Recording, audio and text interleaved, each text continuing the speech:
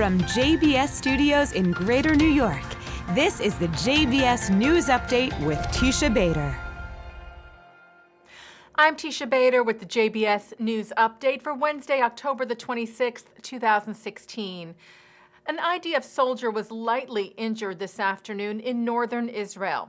The soldier was part of a unit carrying out work on the security fence between Israel and Lebanon near the Israeli city of Metula when shots were fired by a vehicle on the Lebanese side. The soldier was hit by shrapnel and sustained light wounds. IDF soldiers returned fire, and the injured soldier was taken to the hospital in light condition.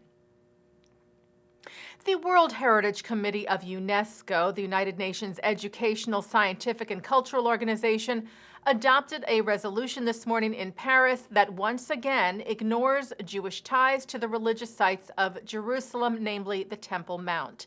The resolution passed with 10 countries voting in favor, 2 opposing, and 8 abstaining. Israeli Prime Minister Benjamin Netanyahu's office said that the vote was actually a diplomatic achievement for Israel, noting that fewer nations voted in favor of it than the similar vote held earlier this month. Netanyahu's office said more nations moved this year from support to abstentions, giving credit for this change to intense efforts by the Prime Minister and the Foreign Ministry. Today's resolution, which was voted on in a secret ballot, was entitled Old City of Jerusalem and Its Walls. And like the vote held earlier this month, it refers to the Temple Mount only by its Muslim names and defines the mount only as a Muslim holy site of worship. And in protest of the 2 UNESCO votes against Israel, Netanyahu has summoned Israel's ambassador to UNESCO, Carmel Shaama-HaKohen. The Prime Minister said, "The theater of the absurd continues, and so I decided to recall our ambassador to UNESCO back to Israel for consultations," adding, "We will decide what to do, what our next steps will be toward this organization." Shaama-HaKohen called the recall a necessary step. He said the motive is the need to rethink and reevaluate our relations with UNESCO given the persistent persecution of Israel and the Jewish people.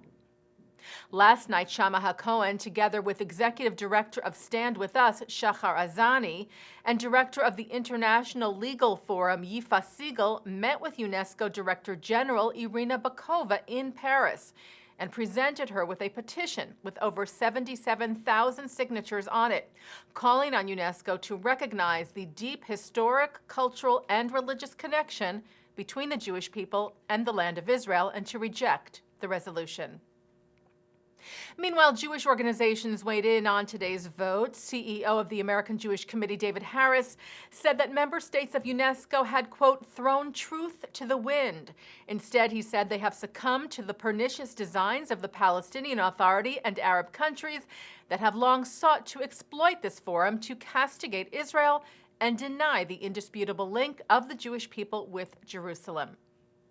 President of the World Jewish Congress, Ronald Lauder, said earlier today that, as seen again and again, UNESCO has been hijacked by countries seeking to demonize Israel for their own political gain, gutting it of its credibility and preventing it from serving its function of adopting fair and balanced decisions based on fact for the sake of the entire international community.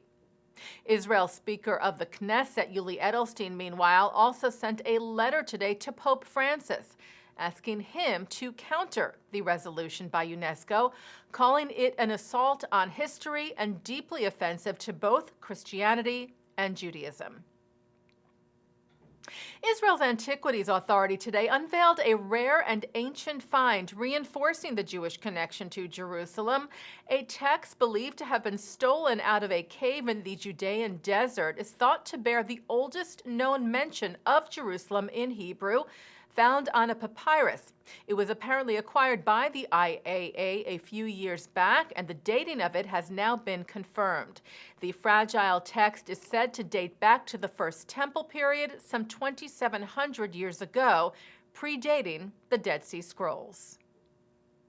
And taking a look now at our programming for tonight on JBS for Wednesday, October the 26th. At 7, Holocaust survivor and historian Randolph Brahm is presented the 2014 Mensch Award at the Museum of Jewish Heritage in New York City. At 7:30 on New Jewish Cinema, Menachem Dam and Oren Rudovsky discuss their film Ruins of Lifta, which explores the conflicting ways in which Jews and Palestinians experience the establishment of Israel. That's with Judy Gelman-Myers. At 8 tonight, Israeli statesman Yossi Beilin looks at the Oslo Accords, and at 9, Mark Golub sits down with playwright J.T. Rogers, who discusses and defends his choices in his depiction of the Accords in his recent play, Oslo. At 10, a look at online dating from the Union for Traditional Judaism's recent seminar. And coming up right after this newscast tonight, it's Thinking Out Loud with Micah Halpern. And that's the JBS News Update for Wednesday, October the 26th, 2016. I'm Teisha Bader.